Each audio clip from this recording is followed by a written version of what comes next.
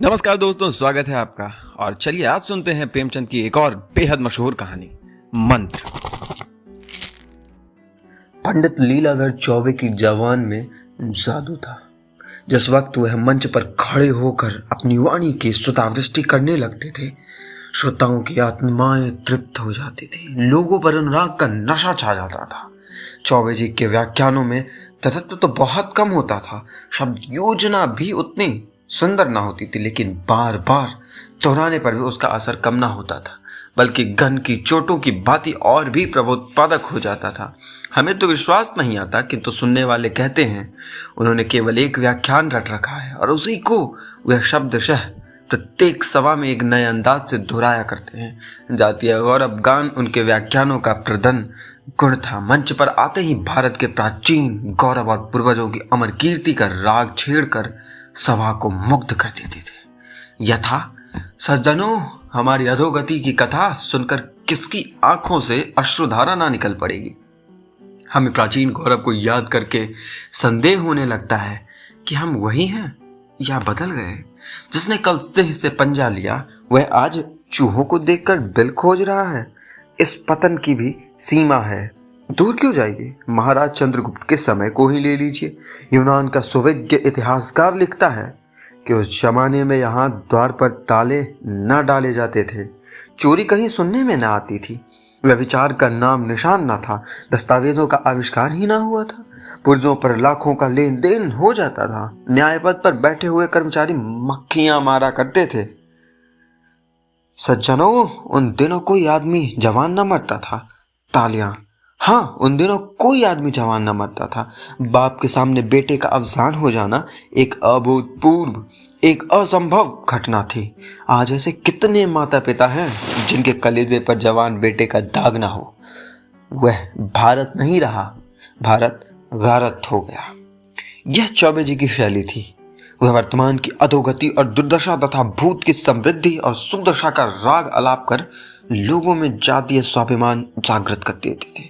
इस सिद्धि की बदौलत उनकी नेताओं में गणना होती थी। विशेषतः हिंदू सभा के तो वह कर्णधार ही समझे जाते थे। हिंदू सभा के उपासकों में कोई ऐसा उत्साही, ऐसा दक्ष, ऐसा नीति चतुर दूसरा न था।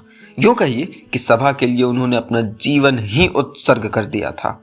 धन तो उनके पास न था, कम से कम लोगों का विचार यही था, लेकिन साहस, धैर्य और बुद्धि जैसे अमूल्य रत्न उनके पास थे, और ये सभी सभा को अर्पण थे। शुद्धि के तो मानो प्राण ही थे। हिंदू जाति का उत्थान और पतन, जीवन और मरण उनके विचार में इसी प्रश्न पर अवलंबित था। शुद्धि के सिवा अब हिंदू जाति के पुनर्जीवन का और कोई उपाय न था। जाति की समस्त नैतिक, शारीरिक, मानसिक, सामाजिक, आर्थिक और धार्मिक बीमारियों की दवा इसी आंदोलन की सफलता में मर्यादित थी, और वह तन मन से इसका उद्योग किया करते थे। चंदे वसूल करने में चौबे जी सिद्धस्त थे। ईश्वर ने उन्हें वह गुण बता दिया था कि पत्थर से भी तेल निकाल सकते हैं। कंजूसों को तो वह ऐसे उल्टे छुरे से मूड़ते थे कि उन महाशयों को सदा के लिए शिक्षा मिल जाती थी। इस विषय में पंडित जी साम, दाम, दंड और भेद, इन चारों नीतियों से काम लेते थे। यहाँ तक कि राष्ट्रहित के लिए डाका और चोरी को भी क्षम्य समझते थे। गर्मी के दिन थे। लीला जी के शीतल पार्वत्य प्रदेश को जाने की तैयारी कर रहे थे कि सैर की सैर हो जाएगी और वह बन पड़ा तो कुछ चंदा भी वसूल कर लाएंगे। उनको जब भ्रमण की इच्छा होती तो वह मित्रों के साथ एक डेपुटेशन के रूप में निकल खड़े होते। अगर 1000 रुपये वसूल करके वह इसका आधा सैर सपाटे में खर्च भी कर दे तो किसी की क्या हानि। हिंदू सभा को तो कुछ ना कुछ मिल ही जाता है। वह ना उद्योग करते तो इतना भी तो ना मिलता। पंडित जी के अब की सपरिवार जाने का निश्चय हुआ। जब से शुद्धि का आविर्भाव हुआ था, उनकी आर्थिक दशा जो पहले बहुत शोचनीय रहती थी, बहुत कुछ संभल गई थी। लेकिन जाति के उपासकों का ऐसा सौभाग्य कहाँ कि शांति निवास का आनंद उठा सके। उनका तो जन्म ही मारे मारे फिरने के लिए होता है। खबर आई कि मद्रास प्रांत में तबलीग वालों ने तूफान मचा रखा है। हिंदुओं के गांव मुसलमान होते जाते हैं।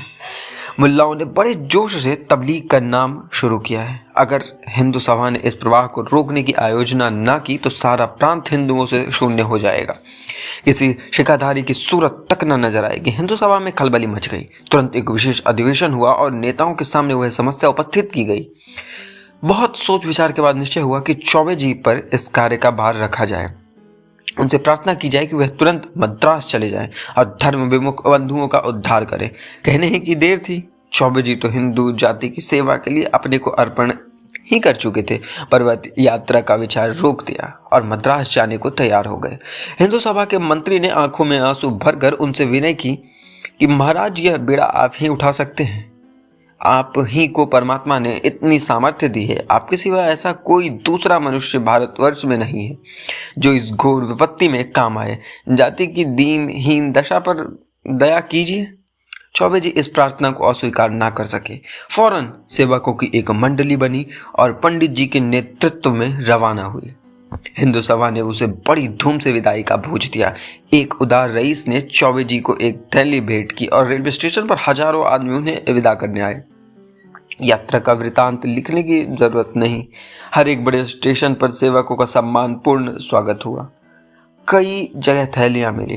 रतलाम की रियासत ने एक शामियाना भेंट किया। बड़ौदा ने एक मोटर दी कि सेवकों को पैदल चलने का कष्ट न उठाना पड़े। यहाँ तक कि मद्रास पहुँचते पहुँचते सेवा दल के पास एक माकूल रकम के अतिरिक्त जरूरत की कितनी चीजें जमा हो गई। वह आबादी से दूर खुले हुए मैदान में हिंदू सभा का पड़ाव पड़ा।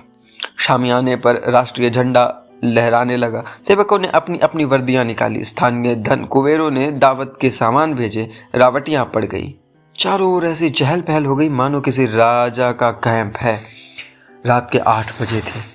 अछूतों की एक बस्ती के समीप सेवक दल का कैंप गैस के प्रकाश से जगमगा रहा था। कई हजार आदमियों का जमाव था, जिसमें अधिकांश अछूत ही थे। उनके लिए अलग टाट बिछा दिए गए थे। ऊंचे वर्ण के हिंदू कालीनों पर बैठे हुए थे। पंडित लीलाधर का धुआंधार व्याख्यान हो रहा था। तुम उन्हीं ऋषियों की संतान हो जो आकाश के नीचे एक नई सृष्टि की रचना कर सकते हैं, जिनके न्याय, बुद्धि और विचार शक्ति के सामने आज सारा संसार सिर झुका कर रहा है। सहसा एक बूढ़े अछूत ने उठकर पूछा, हम लोग भी उन्हें ऋषियों की संतान हैं? लीलाधर, निस्संदेह तुम्हारी धमनियों में भी उन्हीं ऋषियों का रक्त दौड़ रहा है। और यद्यपि आज का निर्दयी, कठोर, विचारहीन और संकुचित हिंदू समाज तुम्हें अवहेलना की दृष्टि से देख रहा है, यद्यपि तुम किसी हिंदू से नीच नहीं हो, चाहे वह अपने को कितना ही ऊंचा समझता हो। बूढ़ा, तुम्हारी सभा हम लोगों की सुधि क्यों नहीं लेती? लीलाधर, हिंदू सभा का जन्म अभी थोड़े ही दिन हुए हुआ है और इस अल्पकाल में उसने जितने काम किए हैं उस पर उसे अभिमान हो सकता है।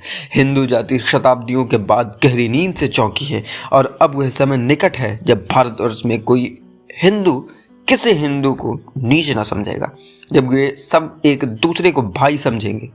श्री रामचंद्र ने निषाद को छाती से लगाया था, शबरी के जूठे बेर खाए थे। बूढ़ा, आप जब इन्हीं महात्माओं की संतान हैं तो फिर ऊंच नीच में क्यों इतना भेद मानते हैं? लीलाधर, इसलिए कि हम पतित हो गए हैं, अज्ञान में पड़कर उन महात्माओं को भूल गए हैं। बूढ़ा, अब तो आपकी निद्रा टूटी है, हमारे साथ भोजन करेंगे? लीलाधर, मुझे कोई आपत्ति नहीं है। बूढ़ा, मेरे लड़के से अपनी कन्या का विवाह कीजिएगा। लीलाधर, जब तक तुम्हारे जन्म संस्कार ना बदल जाए, जब तक तुम्हें आहार व्यवहार में परिवर्तन ना हो जाए, हम तुमसे विवाह का संबंध नहीं कर सकते। मांस खाना छोड़ो, मदिरा पीना छोड़ो, शिक्षा ग्रहण करो, तभी तुम उच्च वर्ण के हिंदुओं में मिल सकते हो। बूढ़ा, हम कितने ही ऐसे कुलीन ब्राह्मणों को जानते हैं जो रात दिन नशे में डूबे रहते हैं, मांस के बिना कौर नहीं उठाते, और कितने ही ऐसे हैं जो एक अक्षर भी नहीं पढ़े हैं, पर आपको उनके साथ भोजन करते देखता हूँ। उनसे विवाह संबंध करने में आपको कदाचित इनकार ना होगा। जब आप खुद अज्ञान में पड़े हुए हैं तो हमारा उद्धार कैसे कर सकते हैं? आपका हृदय अभी तक अभिमान से भरा हुआ है। जाइए, अभी कुछ दिन और अपना आत्मा सुधार कीजिए। हमारा उद्धार आपके किए ना होगा। हिंदू समाज में रहकर हमारे माथे से नीचता का कलंक ना मिटेगा। हम कितने ही विद्वान, कितने ही आचारवान हो जाएं, आप हमें यूं ही नीच समझते रहेंगे। हिंदुओं की आत्मा मर गई है और उसका स्थान अहंकार ने ले लिया है। हम अब देवता की शरण में जा रहे हैं, जिनके मानने वाले हमसे गले मिलने को आज ही तैयार हैं। वे ये नहीं कहते कि तुम अपने संस्कार बदल कर आओ, हम अच्छे हैं या बुरे। वे इसी दशा में हमें अपने पास बुला रहे हैं। अगर आप ऊंचे हैं तो ऊंचे बने रहिए, हमें उड़ना ना पड़ेगा। लीलाधर, एक ऋषि संतान के मुंह से ऐसी बातें सुनकर मुझे आश्चर्य हो रहा है। वर्ण भेद तो ऋषियों ही का किया हुआ है, उसे तुम कैसे मिटा सकते हो? बूढ़ा, ऋषियों को मत बदनाम कीजिए, ये सब पाखंड आप लोगों का रचा हुआ है। आप कहते हैं तुम मदिरा पीते हो, लेकिन आप मदिरा पीने वालों की जूतियां चाटते हो। आप हमसे मांस खाने के कारण गिनाते हो, लेकिन आप गौ मांस खाने वालों के सामने नाक रगड़ते हो, इसलिए ना कि वे आपसे बलवान हैं। हम भी आज राजा हो जाए तो आप हमारे सामने हाथ बांधे खड़े होंगे। आपके धर्म में वही ऊंचा है जो बलवान है, वही नीच है जो निर्बल है। यही आपका धर्म है। ये कहकर बूढ़ा वहां से चला गया और उसके साथ ही और लोग भी उठ खड़े हुए। केवल चौबे जी और उनके दल वाले मंच पर रह गए। मानो मंच गान समाप्त हो जाने के बाद उसकी प्रतिध्वनि वायु में गूंज रही हो। तबलीग वालों ने जब से चौबे जी के आने की खबर सुनी है, इस फिक्र में थे कि किसी उपाय से इन सबको यहाँ से दूर करना चाहिए। चौबे जी का नाम दूर दूर तक प्रसिद्ध था। जानते थे यहाँ जम गया तो हमारी सारी की सारी कराई मेहनत व्यर्थ हो जाएगी। इसके कदम यहाँ जमने ना पाए। मुल्लाओं ने उपाय सोचने शुरू किए। बहुत वाद विवाद, हुज्जत और दलील के बाद निश्चय हुआ कि इस काफिर को कत्ल कर दिया जाए। ऐसा सवाल लूटने के लिए आदमियों की क्या कमी? उसके लिए तो जन्नत का दरवाज़ा खुल जाएगा। हूरे उसकी बलाएं लेंगी, फरिश्ते उसके कदमों के खाक का सुरमा बनाएंगे, रसूल उसके सर पर बरकत का हाथ रखेंगे, खुदाबंद करीम उसे सीने से लगाएंगे और कहेंगे तू मेरा प्यारा दोस्त है। 2 हट्टे कट्टे जवानों ने तुरंत बीड़ा उठा लिया।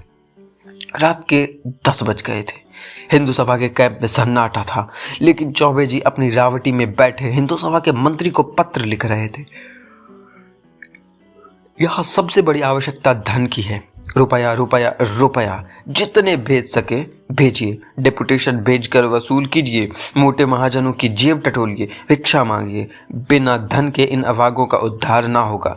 जब तक कोई पाठशाला ना खुले, कोई चिकित्सालय ना स्थापित हो, कोई वाचनालय ना हो, इन्हें कैसे विश्वास हो जाएगा कि हिंदू सभा उनके हित चिंतक है? तबलीग वाले जितना खर्च कर रहे हैं उसका आधा भी मुझे मिल जाए तो हिंदू धर्म की पताका फहराने लगे।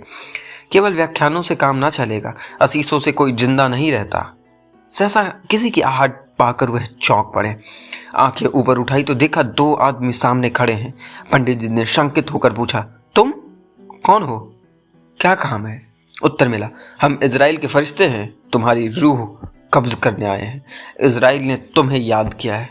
पंडित जी यूं बहुत ही बलिष्ठ पुरुष थे, उन दोनों को एक धक्के में गिरा सकते थे। प्रातःकाल 3 पाव मोहन भोग और 2 सेर दूध का नाश्ता करते थे। दोपहर के समय पाव भर घी दाल में खाते थे। तीसरे पहर दुधिया भंग छानते, जिसमें सेर भर मलाई और आधा सेर बादाम मिली रहती। रात को डट कर ब्यालू करते, क्योंकि प्रातःकाल तक फिर कुछ न खाते। इस पर तुर्रा यह कि पैदल पग भर भी न चलते थे। पालकी मिले तो पूछना ही क्या, जैसे घर पर पलंग उड़ा जा रहा हो, कुछ ना हो तो इक्का तो था ही। यद्यपि काशी में ही 4 इक्के वाले ऐसे थे जो उन्हें देखकर कह न दें कि इक्का खाली नहीं है। ऐसा मनुष्य नर्म अखाड़े में पट पड़ कर ऊपर वाले पहलवान को थका सकता था। चुस्ती और फुर्ती के अवसर पर तो वह रेत पर निकला हुआ कछुआ था। पंडित जी ने एक बार कनखियों से दरवाजे की तरफ देखा। भागने का कोई मौका न था। तब उनमें साहस का संचार हुआ। भय की पराकाष्ठा ही साहस है। अपने सोटे की तरफ हाथ बढ़ाया और गरज कर बोले, निकल जाओ यहाँ से। बात मुंह से पूरी न निकली थी कि लाठियों का वार पड़ा। पंडित जी मूर्छित होकर गिर पड़े। शत्रुओं ने समीप आकर देखा, जीवन का कोई लक्षण न था। समझ गए काम तमाम हो गया। लूटने का विचार न था, पर जब कोई पूछने वाला ना हो तो हाथ बढ़ाने में क्या हर्ज। जो कुछ हाथ लगा ले देकर चलते बने। प्रातःकाल बूढ़ा भी उधर से निकला तो सन्नाटा छाया हुआ था। न आदमी न आदमजाद, चौल दरिया भी गायब। चकराया, ये माजरा क्या है? रात भर में अलादीन के महल की तरह सब कुछ गायब हो गया।